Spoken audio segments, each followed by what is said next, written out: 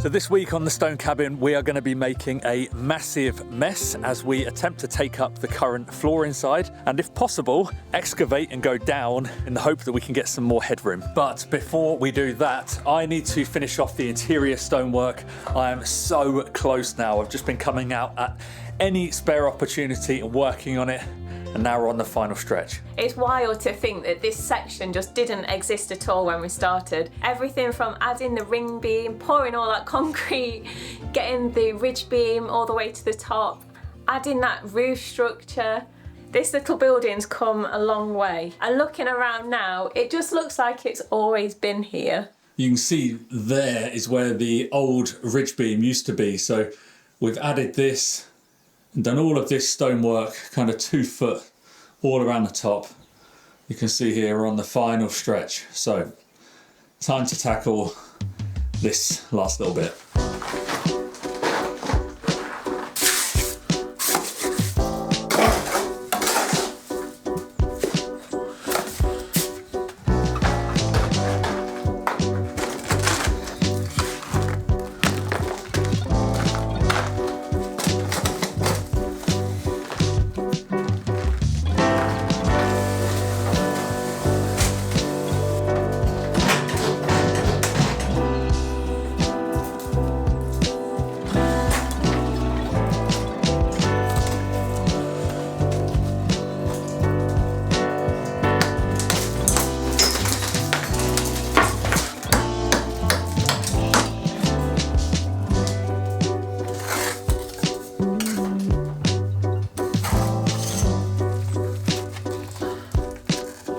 It's been a bit of a long-winded process doing this wall because although it is a lot of wall, it's, thinking about it, probably about 20 linear meters. It's been really awkward because of the restriction of the ring beam. So this is the ring beam here. So if I was just building a normal stone wall, I wouldn't have to concern myself too much with the depth of the stone, but because this has had to fit in front of this and then still line with the rest of the wall, you either have to find a stone of that depth or work a stone and break it down to fit in there. So yeah, it's made it a bit more awkward doing the stonework on the top. However, it's well worth it for having that ring beam in, giving that extra strength to the structure, the roof, and just the building as a whole. But I definitely won't be in a rush to do it again. This is what you're left with when you're hopping from project to project and not giving enough time at the end of the day to properly tidy up. It really doesn't take long to accumulate a lot of mess, but there is no way that we're going to be in a position to smash out this floor tomorrow unless I move it all. So that's my role in the job today. I'm going to be emptying all of this and taking it up to the main house because last week we did make space, so hopefully there's going to be room to fit it all in there.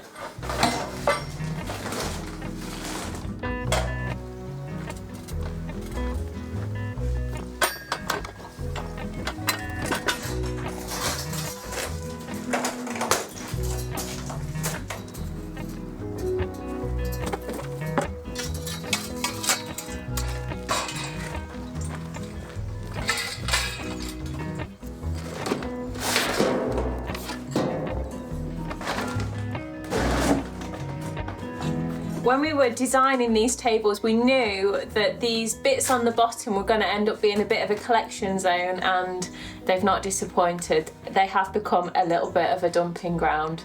Nothing that a good sort out and a brush can't solve.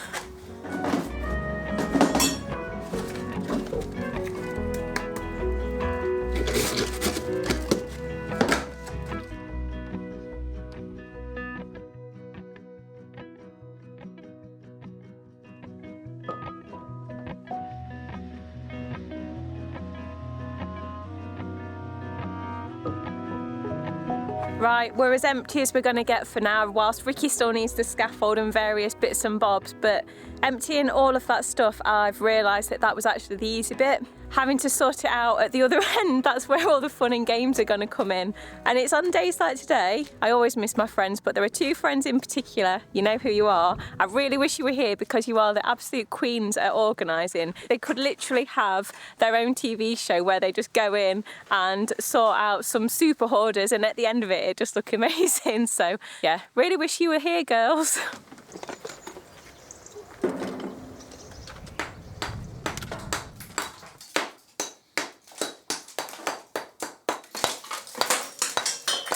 One thing that has really surprised me throughout doing this stonework is just how much I've come to enjoy it. Maybe enjoy is a bit of a strong word. Maybe how therapeutic I've started to find it, how satisfying it is to do all the work. And I can see literally the progression from where I started to how much better I've got by the end. And also these areas where it's much better quality, I've done it so much quicker. And I think a large part of that is down to how I've just got more of a feel now, through practice obviously, for how the stones break, how you can shape them, manipulate them to get them where you want. I think if I was just doing like a standalone stone project and it wasn't something like this where it's part of a bigger project with a big deadline and constant time pressures, I would actually enjoy it. So yeah, in the future, definitely want to try and see if there's some other smaller projects around the farm we can do with stone, because I'm really proud of learning this new skill and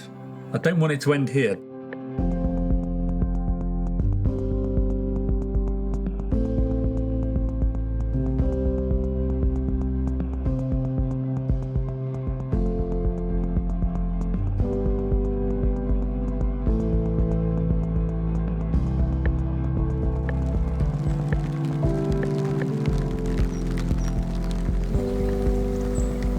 There we go, that's all the stonework done, and got to say I'm pretty chuffed with how it's turned out. Can't wait for all of this front section to dry out, because when it's wet it just looks a bit dirty and brown, but once it dries out and you get the kind of paleness of the lime come out and the stone goes much brighter, look forward to seeing that. But yeah, anyway, it started chucking it down with rain now, and the workbench tables are outside in the rain. Victoria's put a cover over them, but we need to get them up to the house. So we're gonna lock up down here, get them moved, and then tomorrow we'll be taking the floor up.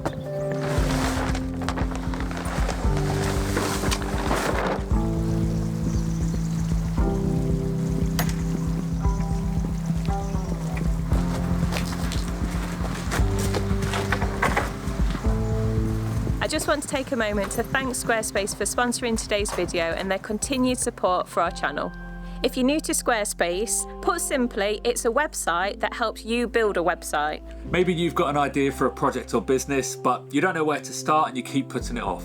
Well, with the new year right around the corner, now is the perfect time to get going.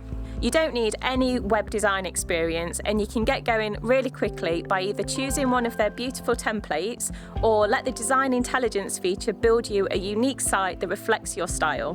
All you need to do is answer a few questions and AI will do all the hard work for you. We've been using it to design our website and it honestly couldn't be easier. Use pre-built page layouts made in your site style and then just drag and drop things to wherever you want them to be. They've got everything you need in one place. So once your design's looking good, get yourself a custom domain, set up a shop, add a blog, self-services. It's all made so simple. Try out Squarespace for yourself and you'll be surprised by how easy it is to use and how professional your site will look. Go to squarespace.com/lifebyliving to get a free trial, and if you like it, use the code LifeByLiving to save 10% off your first purchase of a website or domain.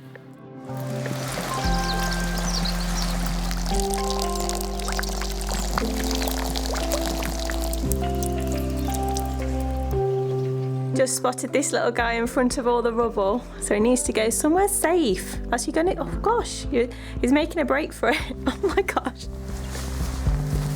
Come on.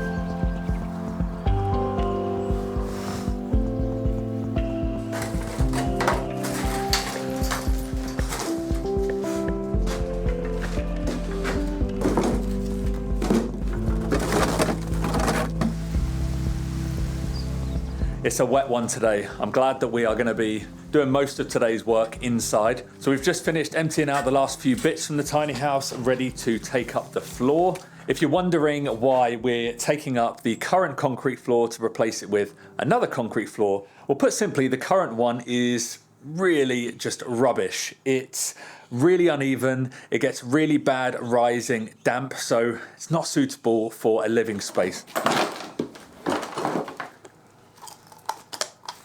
So we've got no idea how deep this floor is. It might be 2 centimetres, it might be 20. So Ricky's going to make some pilot holes, we're going to call them, with the SDS, just to make it easier to get started. Yeah, I mean, I don't think it's going to be more than 50 mil. Realistically, probably less, because they're probably going to have done this as cheaply as possible. Why can I not get this in? Yeah, so we'll see. Bit of an exploration. Do you think that we're going to find any dead bodies under there? Hope not.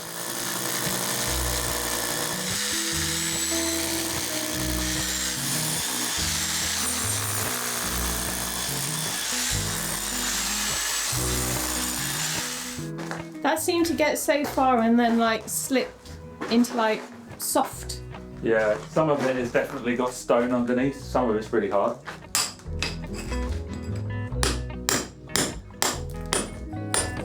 Have you got to the centre of the earth yet? The little crater. Yeah, it's just got like random bits of broken stone. There's like a bit of a sub base, I think, and then 30 to 40 mil of concrete on top of it. Right. So I've got no idea how deep that loose stuff is going to go. I guess we'll get the jackhammer and have a look.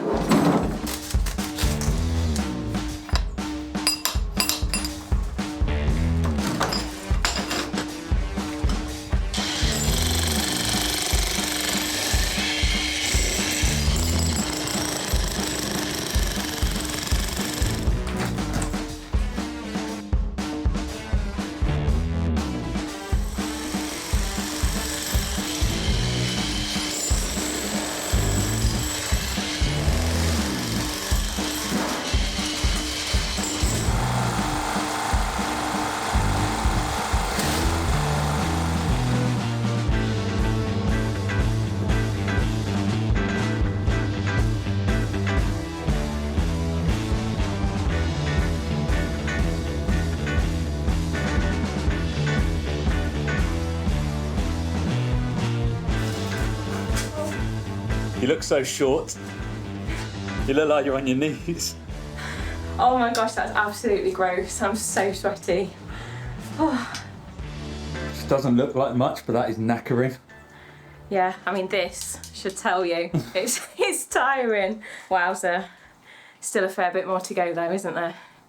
I think the actual breaking isn't too bad. It's just shoveling the stuff out. I thought that was going to be the easy part, but it just feels never ending. Yeah, with the shoveling, the problem is you can't actually shovel most of it. You need to handball out the bigger bits, because you get the shovel in there and then you just hit a big rock and you can't go any further. So yeah, it's a bit time consuming. Yeah, we've probably gone down about a foot in places. I mean, I can't imagine we're going to go much further, because it's kind of bedrock, angled bedrock, and then they've infilled the areas around it and then just kind of skimmed over the top with concrete. And obviously we want to try and retain as much of that bedrock as possible just to get a solid foundation. So the hope was that we might be able to gain some extra headroom in here, and we will gain a little bit, because with our sub base, the concrete floor, the insulation and the tiled floor, that's not going to equate to a foot. So we will gain a little bit more, but not too much. To give you an idea, that is how thick much of the concrete was on top,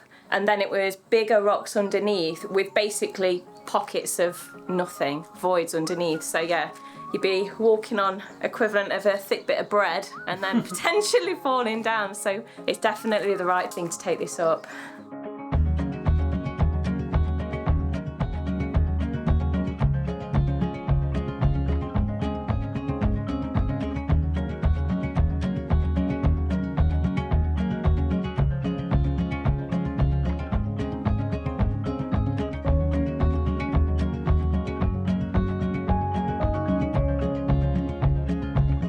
We were just saying how good it was that we could build all the internal stonework in here with just stone from the land. We've not had to buy any in, it hasn't cost us anything. So that is chef's kiss, beautiful. The amount of stone that is coming out of this hole, I mean, so far we're probably about a third of the way through. The pile is enormous. So yeah, probably by the time we finished in here, we're gonna have enough to build something else.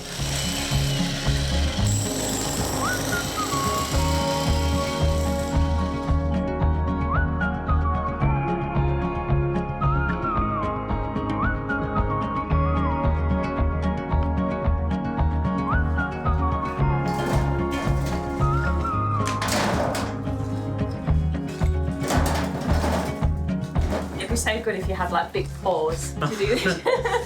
Just to scoop it all up. My hands aren't big enough.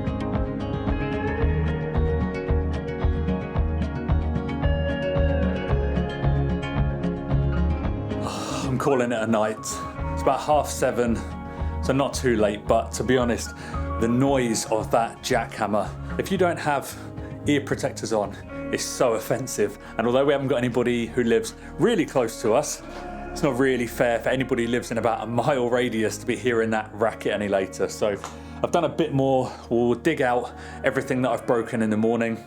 We'll see you tomorrow.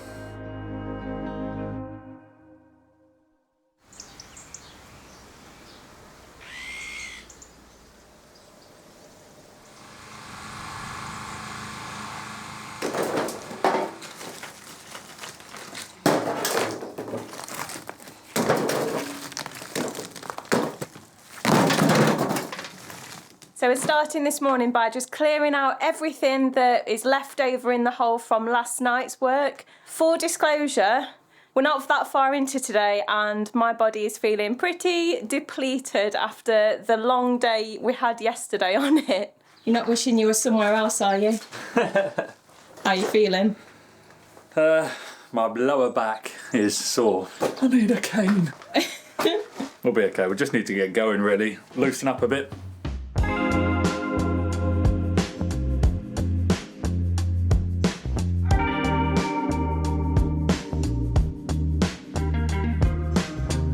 So we're leaving a border around the edge of the room because at some point the rock that's underneath the walls is likely going to be coming into the room, so we don't want to be breaking that part up, especially not with the jackhammer because it's just got one power, which is very strong. So we're going to use the SDS just so we can tread a little bit more carefully and just do that part a little bit more cautiously.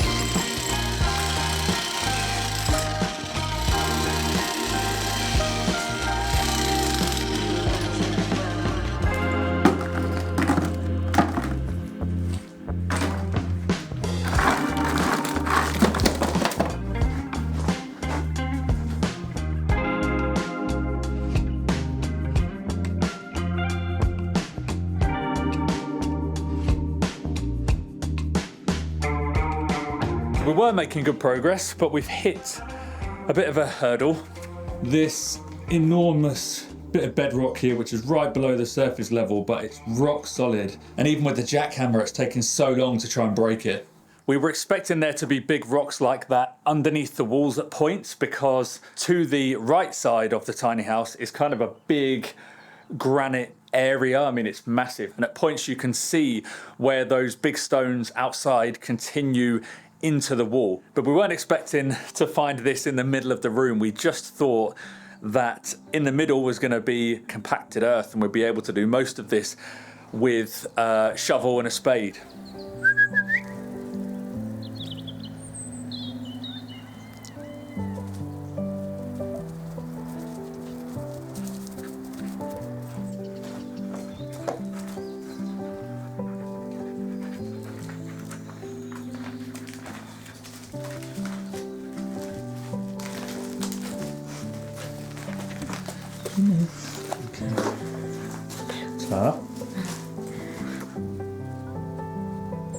I can't get over quite how nice the weather is today. It's an absolute corker.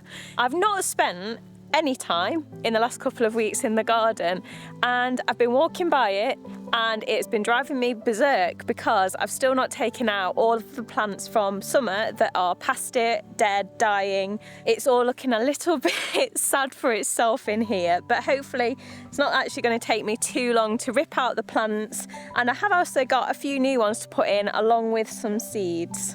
There are still some tomatoes lurking in here, which I'm going to pick. They are stubbornly remaining green, but I've got a few recipes up my sleeve to make use of them if they won't turn red.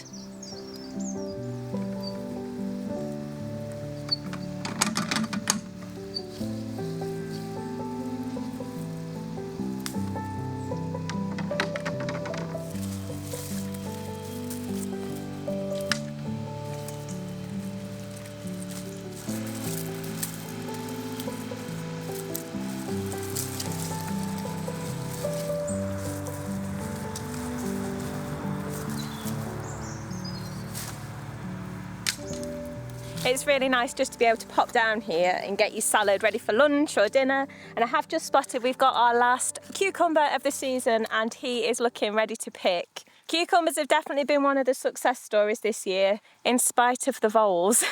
Into my makeshift bowl, seeing as I forgot to bring one from the kitchen.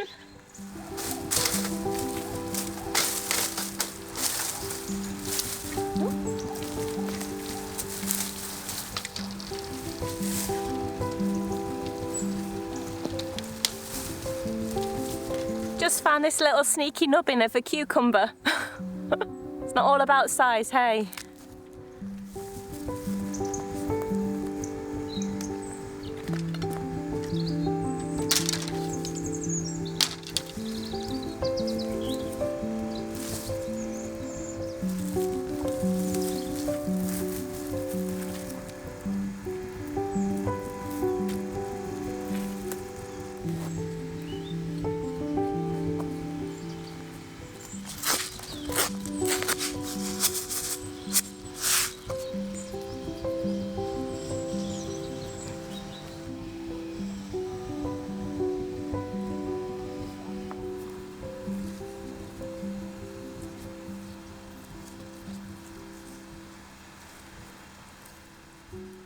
These are garlic plugs, and I learned a fun fact, might be playing fast and loose with fun, but they will only split and divide into multiple cloves of garlic if they get a frost. So basically you can grow garlic in warmer conditions, but if it doesn't get a frost on it, then something in the plant isn't triggered to make it divide and make lots of cloves. So you would end up with basically a mega clove. I quite like the idea of that, but these are definitely going to get frosted going into December.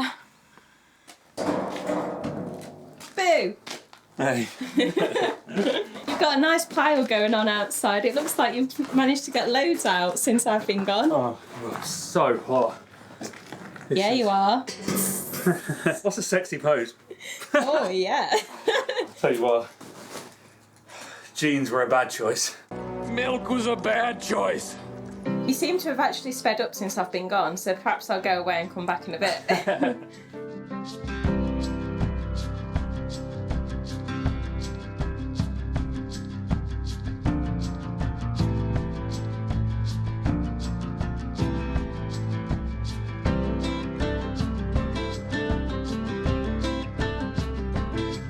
Oh, I'm beat.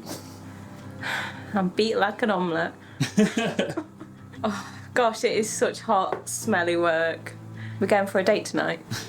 That last little bit that we just did there, it's kind of all compacted just granite dust. That's actually the area where it gets the worst rising damp as well, and it is very damp underneath there. It's also brutal to dig. It just feels like you're trying to run a spade through stone. So hot stuff. It'll be worth it in the end. I know there's going to be people who are just thinking, why wouldn't we just put the membrane insulation over the top of the existing floor? First of all, we'd have to make the door smaller to get in, and we've worked really hard to gain this extra head height in this space, and ideally we want to gain more. This is, you know, short-term sacrifice and hard work for long-term gains, and I hope it'll be worth it in the end.